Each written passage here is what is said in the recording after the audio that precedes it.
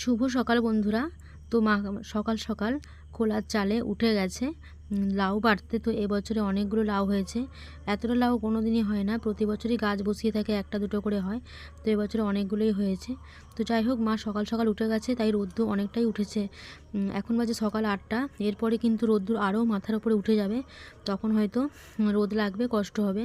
তো মা সকাল সকাল উঠে গেছে লাউ পাড়তে। প্রত্যেকটা লাউয়ের পরিমাণ ছিল 5 থেকে 6 কেজি।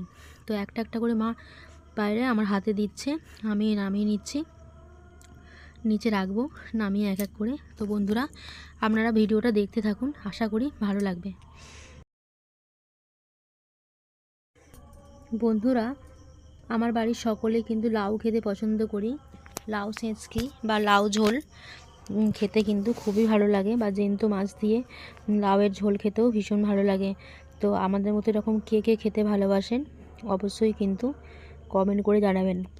আবারও এই সাইডে হয়েছে চালের একদম ধারে, আপনাদেরকে দেখাচ্ছি কতটা সুন্দর লাগছে না, এত সুন্দর লাগছে আপনাদের কি বলবো। পাশাপাশি আবার টমেটো গাছও নিচেতে লাগানো আছে মাটিতে। তো এই লাউটা কত সুন্দর দেখুন, দারুণ লাগছে। প্রত্যেকটা প্রায় ভালোই ওজন হয়েছে বন্ধুরা। মা পেরে নিচ্ছে, এই দিকটাও মই লাগিয়েছে, পেরে নেবে।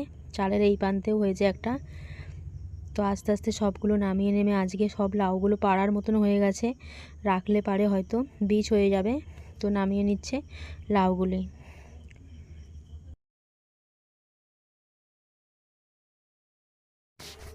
লাউ খেতে ভালো লাগে, এই গরমের সময় খেলে কিন্তু শরীরটা ঠান্ডা করে, আর আমরা খেতেও পছন্দ করি। অন্য সময় বাইরে থেকে কিনেই খাই। তো এবছরের গাছে হয়েছে বলে সেভাবে কিনতে হয়নি। আর পাতাটাও ভীষণ ভালো লাগে, পাতাটা কিন্তু আমরা বেশিটা সিদ্ধ ভর্তা খেয়ে থাকি।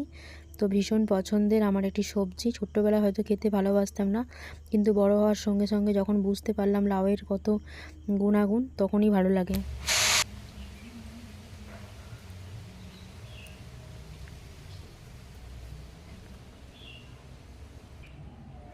Hello guys, welcome to back my channel. তো গাছে অনেক লাউ হয়েছে বন্ধুরা, তো শেয়ার করছি। 4টে একসঙ্গে পেরেছি, আর একটা এর ওপরটা দিলে হয়তো হতো, কিন্তু নিতে পারবো না ভার। 3টে নিয়েছি, মাথায় একটা নিয়েছি, দু কাঁধে নিয়েছি। প্রচুর ভারী, একটা লাউয়ের ওয়েট প্রায় 5 কিলোর কাছে হবে। তো আমি শেয়ার করছি। এর আগে কুমড়োর ভিডিওটা শেয়ার করেছিলাম, কুমড়ো চাষ হয়েছিল আমাদের দাদার বাড়িতে। আর আমাদের বাড়িতে এই যে তৈরি হয়েছে লাউ, প্রচুর অজস্র লাউ শাক। মানে এবছরের মতন এরকম ফলন কোনো বছরই হয়নি।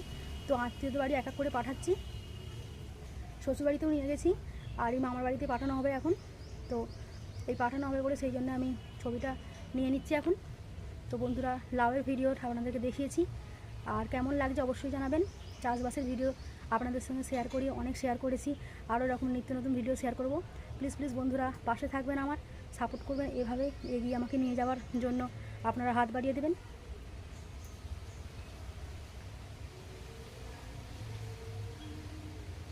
মা কেটে দাও।